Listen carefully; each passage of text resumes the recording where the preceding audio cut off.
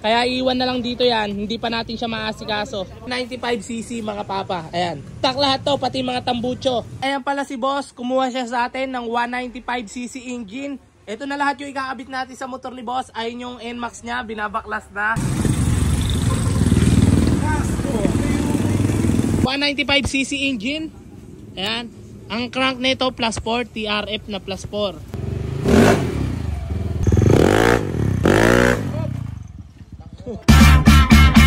Ayan mga bossing, may dinala si boss dito. Taga saan ka kuya? Ayan, taga Pampanga si boss. Ay NMAX niya. Ang gagawin daw 185cc. Ayan, gagawin natin yan. Iiwan nila yung motor nila boss. Ayan, may ginagawa pa kasi doon. Babalikan niya to mga 1 week. Ayan, si boss may-ari niyan, taga Candaba, Pampanga sila. Ibababa na natin NMAX niya.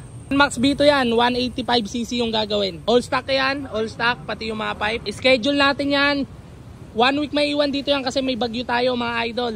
Kaya iwan na lang dito yan, hindi pa natin siya maasikaso. Kasi ayun yung ibang mga motor na ginagawa. Ayun, may ginagawa pa doon na super stock. Max ni bossing, 185cc, natuyan daw lang yan. Panigurado, maraming nga ayusin. Ayun Max ni boss. I-start po natin. Titignan natin kung maingay ba yung makina. O okay. Kasi umaandar yan. Start check na yan mga papa. Galing silang Pampanga, nakasakay sila sa van. Abaklasin na tong NMAX na to. 195cc mga papa. Ayan. All stock lahat to, pati mga tambucho. Ngayon pa lang uumpisahan. Ayan pala si boss, kumuha siya sa atin ng 195cc engine.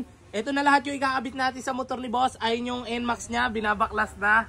Ayan, ito na yon. Ito yung crank TRF na plus 4. Ayan, bago yan. Tapos RS8 na black, 63mm. RS8 na throttle body. Tapos magpapalit din tayo ng bagong pipe, JBT. Tapos ito, coolant, langis, CBT cleaner. Ito na may isa pang gilid niya, papalitan natin ng clutch, fly ball, center. Tapos sa makina naman, timing gear adjustable, some bearing, papalitan na rin natin. Tensioner, valve seal, injector. Yan na lahat, yung all-in na yan, isasalpak natin kay boss. 195cc engine, magpapasko, tinupad di bossing yung pangarap niya. Ayan, thank you boss ah. Thank you kay bossing. Ayan, sasalpak na natin yan. Ito na pala yung NMAX, uumpisahan na. Ayan, babaklasin na tong NMAX na to. 195cc mga papa. Ayan.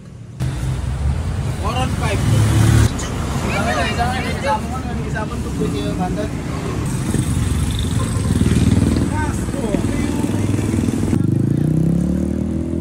Pisa ng rangko.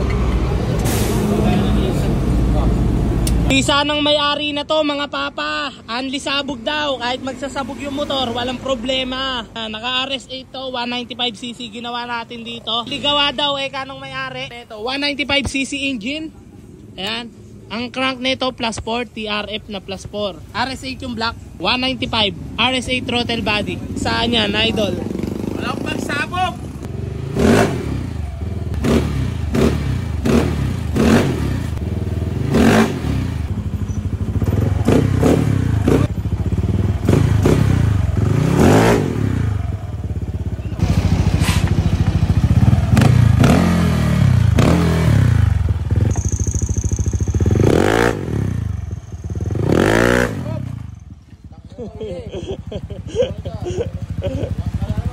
Gigil pa rin pala.